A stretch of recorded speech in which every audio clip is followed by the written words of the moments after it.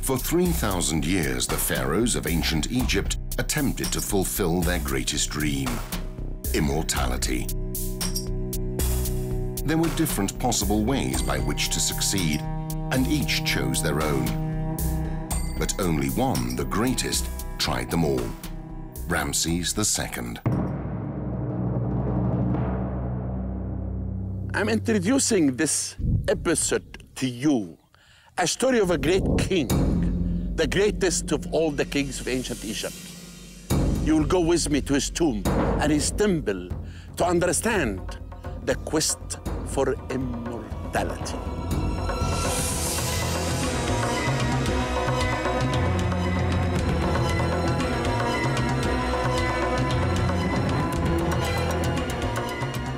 It took just 3,000 years for the Egyptian civilization to come into being, reach its peak, and fall into decline. It did, nevertheless, succeed in preserving much of its ancient splendor and history, handed down through its monuments, knowledge, and men. However, we cannot describe all as simple men. Some should be considered gods. The pharaohs. Throughout the history of Egypt, many different pharaohs rose to the throne. Many left no real trace of their existence. Some achieved great feats. Few left proof of truly exceptional works, and only one succeeded in tasks worthy of a god. Ramses II.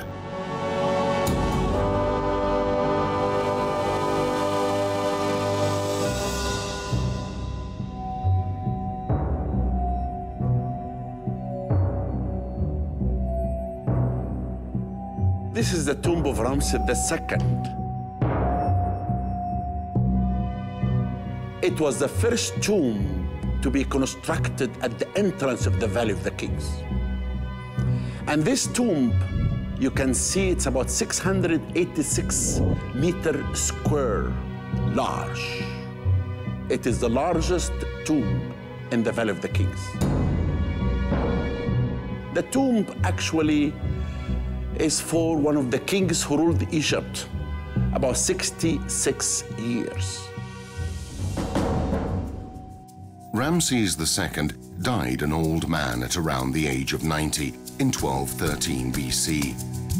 As was the custom of such an important figure, he had a tomb built worthy of his importance, a place to preserve his body for all eternity.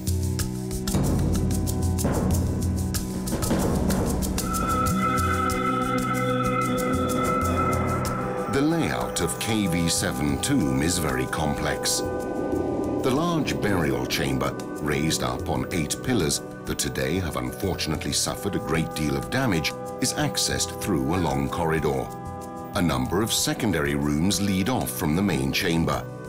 Here, the mummified corpse of Ramses II was laid to rest undisturbed forever. The tomb was, therefore, the most secret place there could be, a place that no one should or would ever be able to enter. And yet the life and work of Ramses II was characterized by an impressive demonstration of his own personality. Each and every action, whether political, religious, social, or economical, served his own propaganda purpose.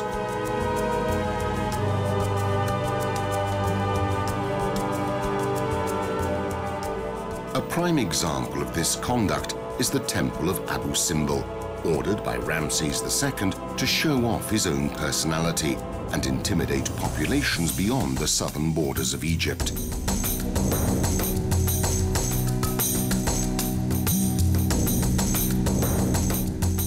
The sheer size of the temple is striking. The facade alone stands 33 meters high and 38 meters wide, and is enhanced by 4 enormous seated statues of Ramses, each more than 20 meters tall. And yet time waits for no man. Over the centuries, the temple was forgotten and covered over by sand from the desert, where it remained undisturbed until 1813, when it was rediscovered by the Swiss explorer Jean-Louis Burckhardt. It was the Italian Giovanni Belzoni, however, in 1817, who began removing the sand and first reached the entrance.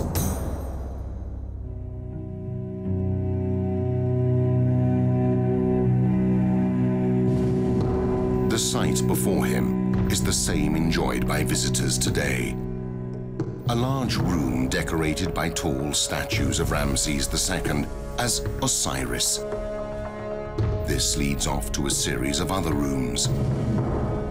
The walls are decorated with battle scenes, showing Ramses defeating and subduing enemy populations.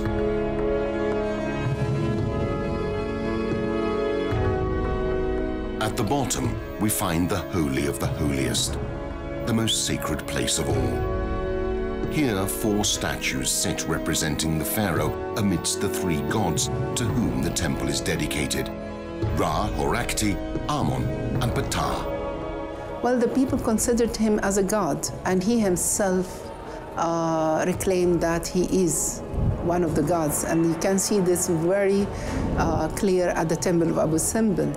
When you reach the Holy of the Holiest at the end of the temple, you find Ramses II is sitting beside other gods. So he is himself, he became himself a god. In 1960, the Egyptian government began construction work on the Aswan High Dam to create Lake Nasser. The temple of Abu Simbel would have been submerged by the new lake. It was therefore decided that it should be saved, leading to the incredible feat sometime between 1964 and 1968, in which the 2 temples were dismantled into 1,500 blocks and rebuilt 65 meters higher up, to absolute perfection.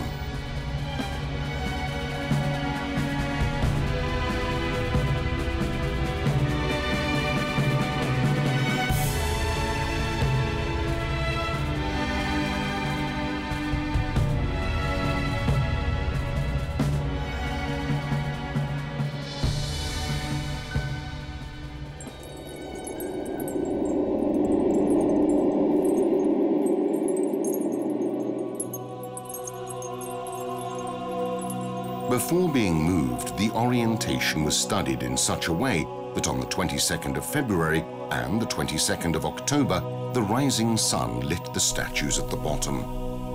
After the work was completed, this phenomenon now takes place one day early. The side rooms are instead decorated with many images of Ramses II, together with the major divinities of the Egyptian pantheon.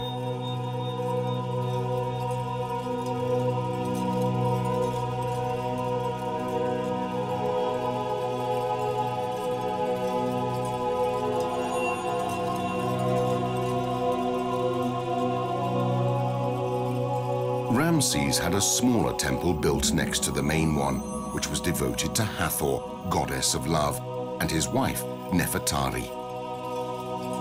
Although smaller in size, it remains extremely important. This is the only Egyptian temple to be devoted to a queen.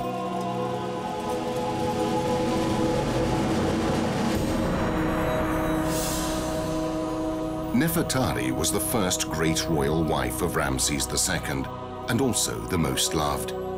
She was chosen for his son by Sethi I when the young prince was just 15 years old. Despite this, the royal couple were greatly in love, as can be seen by her inclusion at her husband's side in many of his monuments, at times even depicted of equal size, and by the many works devoted to her. But of all these, the most beautiful and important by far is in the Valley of the Queens.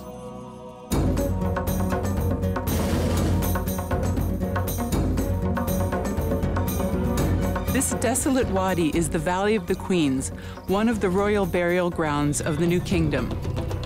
Ramses II used this valley for the burial of his beloved mother Tuya, as well as for the burials of some of his great royal wives. Of these tombs, the most beautiful by far is that of his first and most favored queen, Nefertari.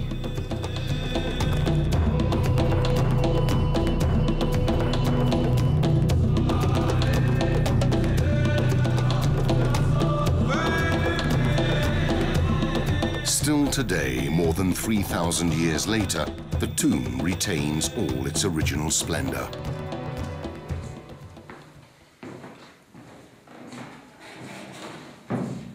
The tomb of Nefertari is considered by many the most beautiful tomb in the Theban necropolis. And I, for one, would not argue. It is truly incredible.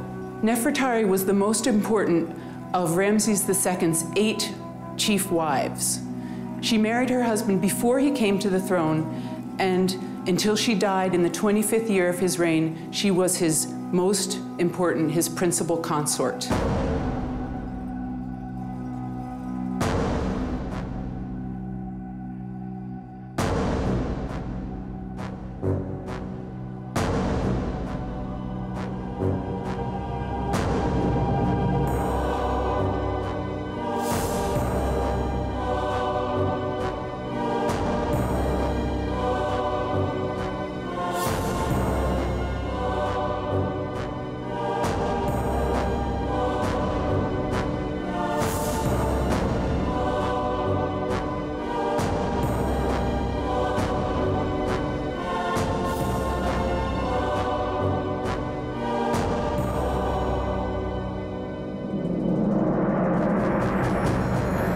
We can look at some of the beautiful scenes here.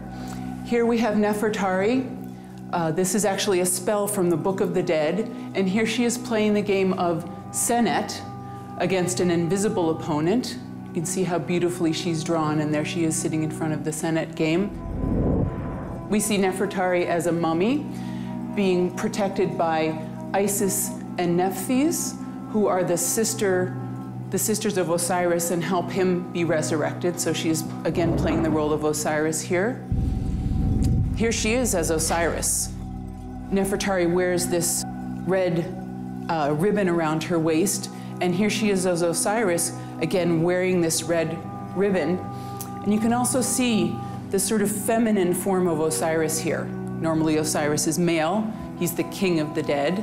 He's the king of the netherworld, but here Nefertari is becoming Osiris. And now we'll go down to the netherworld. The tomb itself is a representation of the netherworld, so we will go down into the netherworld.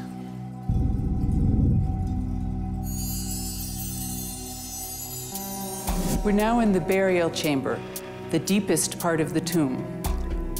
The tomb was discovered in 1904 by Ernesto Schiaparelli. And when he found the tomb, it had already been robbed, probably in antiquity. Did find, however, the decoration much more intact than it is now. The tomb is built in not very good rock, in very friable rock, and the decoration is on plaster that was used to cover the walls and then carved and painted. So it comes away easily from the walls and suffers very easily from things like humidity. The decoration of the burial chamber is dedicated to Nefertari's interaction with various gods and goddesses, and also scenes and texts from the Book of the Dead. On this wall, we have Nefertari coming in and passing through the gates of the netherworld, which are guarded by these knife-wielding genii. Very interesting names. I particularly like the one in the middle, who has a woman's body, a lioness's head, and snake ears.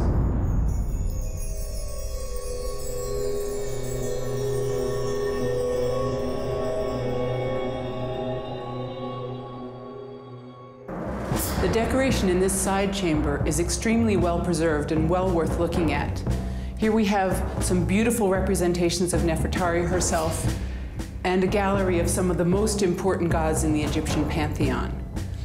We begin here with Nefertari, beautifully attired in a flowing white garment, the red belt around her waist, the vulture headdress that identifies her as a queen and a queen mother, jewelry, rouge on her cheeks. She's really just beautiful. Making offerings to the god Ptah, the patron god of Memphis and the god of artisans. Then coming around here, we have another similar and equally beautiful representation of Nefertari again. Here she's with the god Thoth, the god of wisdom, the god of writing. So here on the back wall, we have some beautiful scenes of Nefertari offering to some other gods. Here we have Nefertari offering to the god Osiris, king of the netherworld, and these 4 little guys are the 4 sons of Horus. And here we have Nefertari making offerings, the same type of offering table, to the god Atum, the great creator god of Heliopolis, who wears the red and the white crown of a united Egypt. And also take a look here at Nefertari's cartouche. Her name is enclosed in this oval ring, like a king's name. In earlier times, it was only the king's name that could be in this cartouche, this oval ring that symbolizes eternity. By this time, important queens' names could also be put in cartouches. So here on the side wall, continuing onto this wall, we have an image of Nefertari worshiping the celestial cows and one bull. And here we have one of the most interesting scenes in the tomb. When Nefertari dies, she descends into the netherworld and is joined with Osiris. And then in the darkest hour of the night, Nefertari/Osiris is joined by Re, and together at dawn, they are reborn and resurrected, and creation begins again. And this being is protected here by Isis and Nephthys, and they can be identified by their names, which they wear on their heads.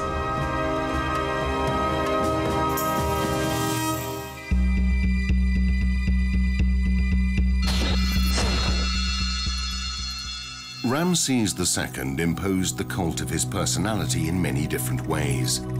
Perhaps the clearest of these was his enthusiasm to build, as shown by the expansion of the main temple complexes of Thebes, Karnak, and Luxor. In the temple of Amun-Ra in Karnak, he created many important constructions. The great hypostyle hall designed by Amenhotep III was only begun by Sethi I. Ramses completed it, creating a huge area divided up by 134 24-meter-high columns with diameters exceeding 10 meters. He then decorated the walls of the room with bas-reliefs that celebrated his personality and military feats. He also ordered the construction of the great sacred lake that priests would enter to purify themselves before ritual ceremonies. The water of the lake, coming from the Nile, provides a symbolic representation of the primordial ocean from which, according to Egyptian religion, the world was born. In Luxor, his work as constructor was yet more evident. The temple entrance was divided up by a series of huge pillars. Opposite the first, 6 huge statues were carved, representing himself, 4 seated and 2 standing. Today, only fragments remain. The facade, on the other hand, is entirely decorated with battle scenes depicting him fighting at Kadesh in today's Syria against the Hittites. The courtyard of Ramses II, in which the pharaoh had many statues built in his image, is immediately beyond the entrance. The 14th century mosque of Abu el-Hajjaj faces onto the courtyard, and a very important discovery was recently made in the mosque. In July 2007, there was a big fire inside the tomb of Abu el-Hajjaj. And this is, as we were aware about this site of the tomb of Abu el-Hajjaj, we were sure that there is something inside the tomb because it was built over part of the open court of Ramses II. That's why we took the chance and we began to reveal these inscriptions, which was covered by a thick layer of mortar made of clay, and this helped in keeping and preserving the reliefs and the scenes which was carved from the time of Ramses II, and nobody see it from this time until we revealed it last February. The meaning of this discovery, it completed the story of Ramses II here inside Luxor Temple. Ramses II did a lot of buildings at Luxor Temple. Ramses II, as you know, turned the land of Egypt to be an open court for his buildings, but this part was the lost part of what he did in Luxor Temple. So this is the first time we completed the story of his buildings inside this part of Luxor Temple.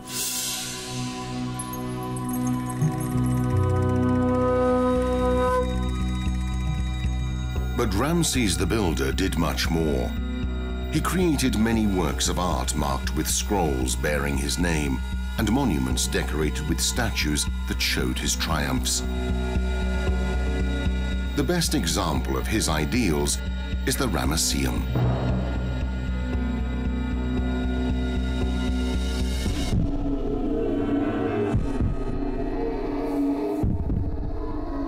Ramses II wanted to construct this important monument as his own funerary temple.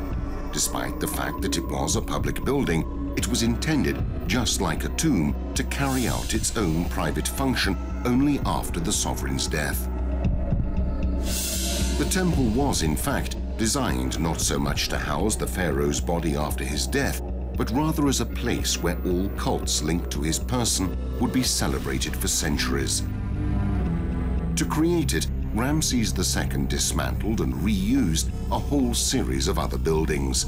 Strangely, the same fortune was also to befall the Ramesseum, which was gradually taken apart by later pharaohs. And yet, it continues to fascinate visitors as it must have done in the past.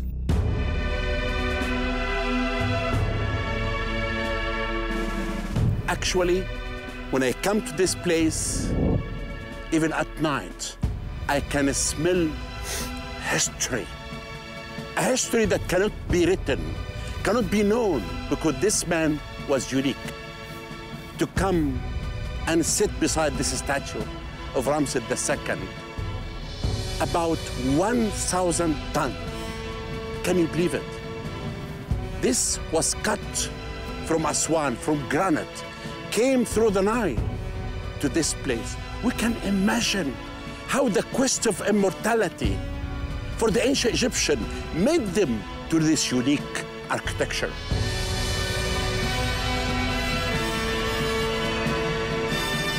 The first courtyard of the Ramesseum housed many great statues of Ramses as Osiris. Today, unfortunately, many of these statues have been ruined, just like the enormous statue of the seated pharaoh. Originally 17 meters high, this is the demonstration of precisely how Ramses II celebrated the cult of his personality with majestic works. So if any one of you who's hearing me now will come one day, stand beside this huge statue, you will feel as a dwarf. You will look in this temple and you will understand the quest of immortality of Ramses II. Ramses II also encouraged the spread of his image and works through important actions. The pharaoh was born around 1300 BC in Avaris, a city of ancient traditions, and it was here, during the early years of his reign, that he decided to build a new capital, P. Ramses. Almost nothing remains today of the ancient splendor of this great city. And what has been preserved is now buried in an area that is today used for agricultural production. The name meant Ramses' house, and it actually remained his house until his death. But why did Ramses II want to build a new city right on the delta, so far from what had always been the main centers of power of ancient Egypt? Reason number one, his family originated from here, from these surroundings. Reason number two is a political one. He was interested, along with his followers, into gaining power in the Middle East, in the near Middle East, nowadays Syria, Palestine. Reason number three, and most of it obviously most important, an economical reason. He wanted to trade on the routes far to the north, via land and via sea, and there were excellent connections to these routes to nowadays Turkey, Greece, or to the east, even to Afghanistan and beyond.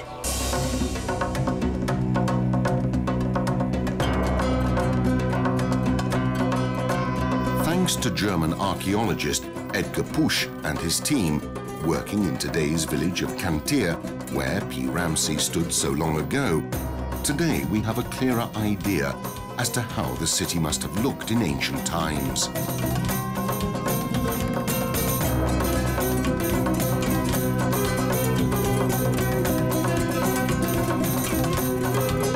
At the top of its splendor, Ramses was one of the major cities of the world, if not the biggest one. It covered an area of about 30 square kilometers, which is even to be compared to Rome at its peak and height of splendor. Most of the materials used to build Ramses were taken apart and reused in the construction of a new city, Tanis. The reasoning behind this choice was mainly religious. The priests of Amun, the main creator god according to Theban cosmogony, were against those of Seth, whose power was centered in the western area of the delta.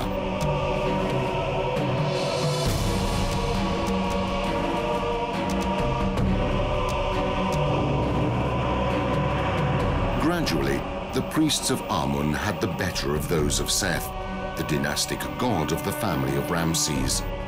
It was thus decided to destroy Ramses and create a new capital with those materials, Tanis.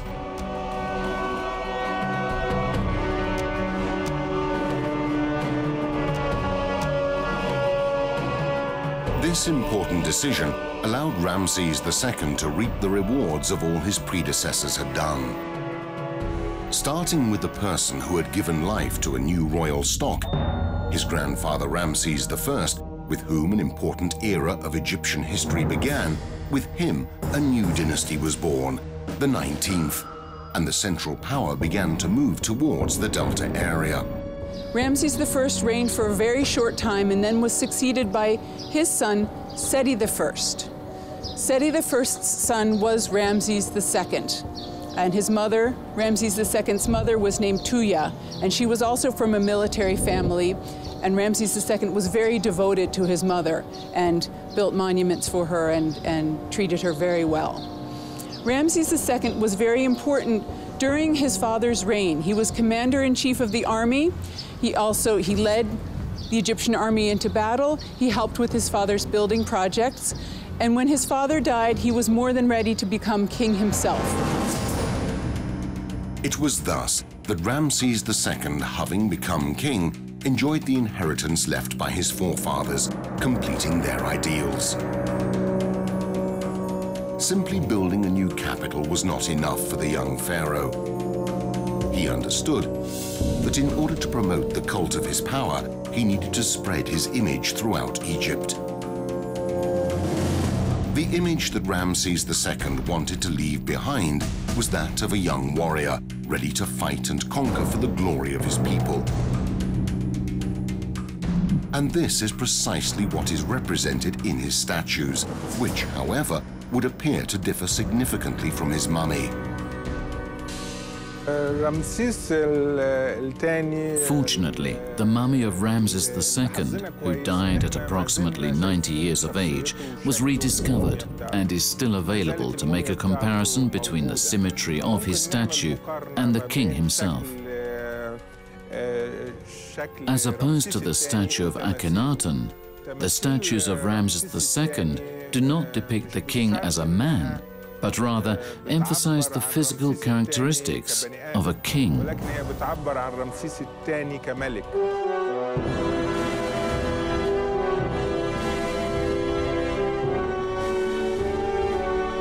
But a king had great responsibilities. Ramses II was well able to bear his and to guarantee peace to his people, and did not hesitate in declaring war when necessary. His main enemies were the Hittites, who he faced in the legendary Battle of Kadesh.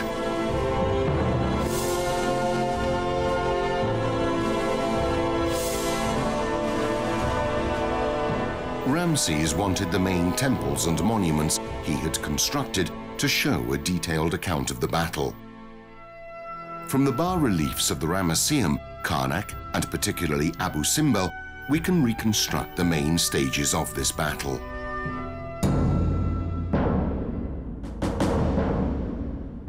Ramses took a powerful army to Kadesh, capital of the Hittite Empire. But the Hittite army was no less powerful. After the initial skirmishes, Ramses fell into a carefully laid enemy trap. 2 captured spies declared that the Hittite army was a long way from Kadesh and that the city had therefore been left undefended. The pharaoh launched his attack, which was immediately answered by the Hittites, who were, contrary to the spies' accounts, hidden within the stronghold. Ramses reorganized his forces, passed the Orontes River, and decided to besiege the city. The Hittites defended themselves so well that in the end the battle came to a natural conclusion, with neither side admitting defeat, and both maintaining that they had won. And yet not everyone would appear to agree with this version. But from looking at all the record and looking at the Hittites' record, we can understand that Ramses II was defeated by the Hittites. He did not win the war at all. Then actually, I'm the one who believes that Ramses II never won the Battle of Kadesh. And the main reason for that is the propaganda everywhere. And the second important reason is the idea of the spy. That because of the wrong information that he got, he left his army on his back and he went alone with his army to go after the Hittites. And this is why I really believe that he lost the battle. What we do know is that the 2 sides, having realized that victory was impossible, decided to form an alliance against a common enemy, the Assyrians. Yet again, Ramses II showed he was a true forerunner, drawing up the first ever peace treaty in history. But the pharaoh wanted more. He ordered the text of the marriage agreement between himself and one of the daughters of the Hittite king to be sculpted into the Abu Simbel temple facade. The sovereign thus sealed an everlasting pact with the very person who, up until then, had been his greatest enemy.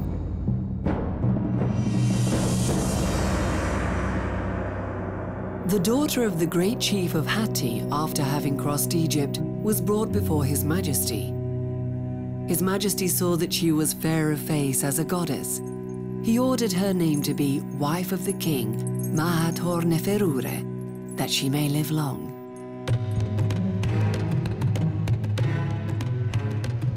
In Saqqara, a team led by the archaeologist Alen Zivi, investigating the ancient necropolis of Memphis, made an extremely important discovery: the tomb of a person closely linked to the Egyptian-Hittite peace treaty. The owner of the tomb. Who was the owner of the tomb? What is the meaning of this tomb? What does it bring new? Very much, because here we have the clue, the main one. We have 2 names with some titles. We have the name which I read, can be discussed, but Necheruimes, the one who was born from the 2 gods, Horus and Set. Okay, one. And here I was so puzzled during some time, a long time, as a matter of fact, before we made a complete discovery. Another name, Paharnoua, or Pirarnoua. All this we knew, and we knew also from the Hittite source, Hittite side, with the diplomatic correspondence found in Bogasköy, which is was the main city of the Hittite, Hattusa in Anatolia, now Turkey, not so far from Ankara.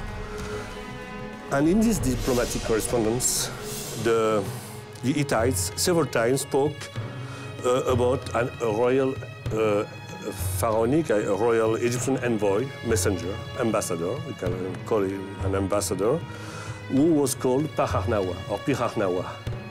And this Pirarnawa was just a name. And one day I understood suddenly that because I knew that this guy, the owner of this tomb, was also a royal messenger, a royal ambassador.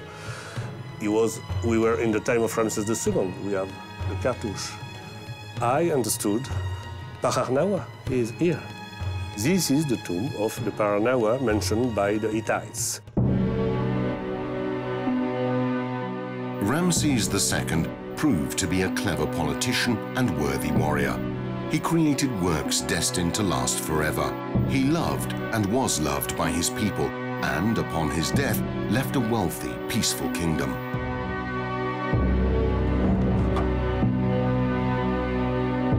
This led his heir, Meneptah, facing the difficult, if not impossible, task of living up to comparison.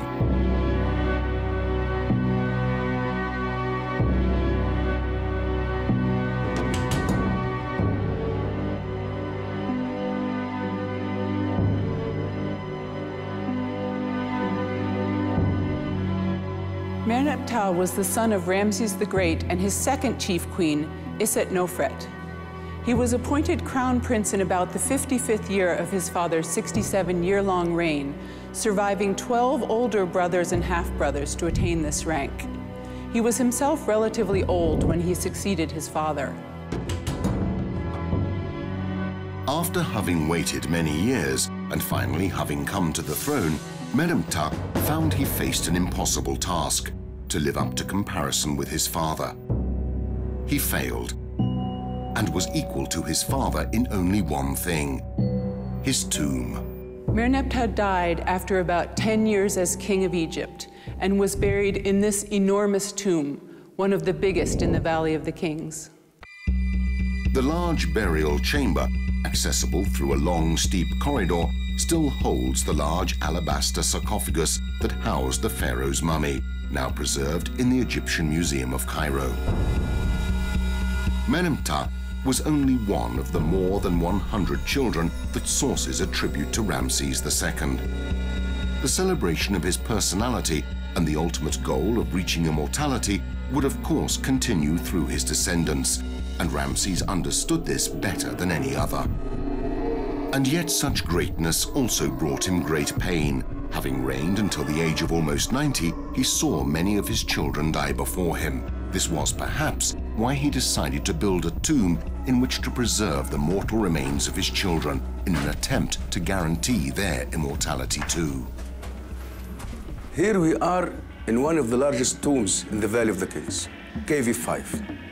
This tomb, as our American colleagues who are excavating here said, that Ramses II planned to build this tomb for his sons. As we know, Ramses II has more than 100 sons and daughters, and we have found some of the tombs of these sons and daughters, but most of the names of his sons we did not find until now their tombs. So that's why they thought that Ramses II planned to design and build this tomb to be the eternal place for the bodies of his sons.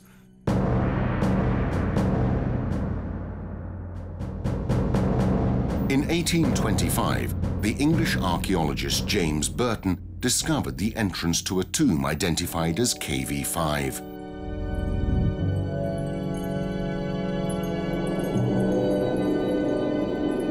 The inside of the tomb, however, was in such disastrous conditions that the archaeologist, after having visited just a few of the rooms, thought the structure without value.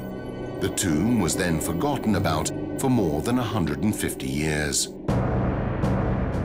It was only in 1989 that the American archaeologist Kent Weeks rediscovered the entrance and began an in-depth systematic investigation.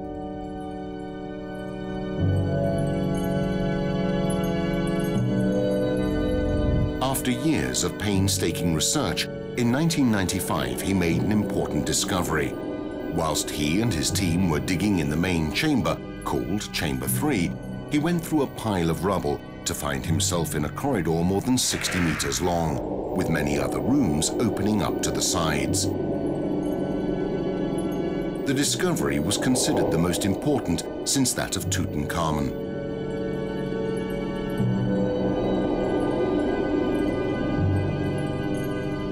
From the few bas-reliefs on the walls and the many objects found on the ground, Kent Weeks reached the conclusion that it was the burial house of Ramses' children. A point of view that is not shared by all. This tomb is the largest in the valley. This tomb is a big mystery. This tomb has a lot to be discovered inside it. This tomb still needs more restorations, more excavations. So that's why I think it is a big riddle, a big mystery for us to say the value of the kings. No one knows exactly what happened to the mummies that were preserved in KV5. Perhaps some were stolen or destroyed. Others may have been moved to preserve them better and to stop grave robbers from reaching them, as was the case with the mummy of Ramses II.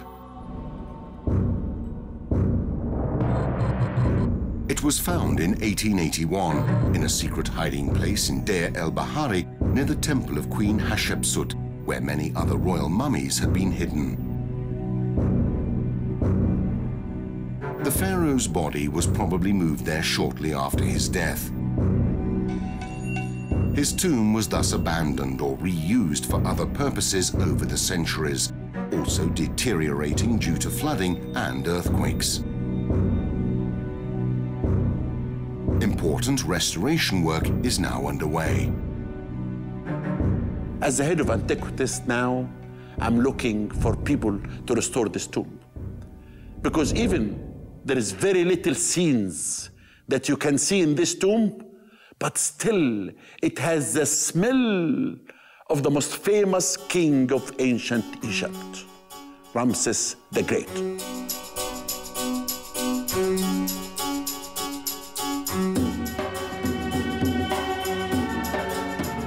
Great monuments destined to last for thousands of years. Works of art to hand down his name from generation to generation. Military feats of epic proportions. And more than 100 children to continue the stock that was to bring Egypt to the peak of its greatness. All this in a single man. Ramses II. He was the only pharaoh to explore all the paths to immortality. And he did so as a man, as a king, and as a god.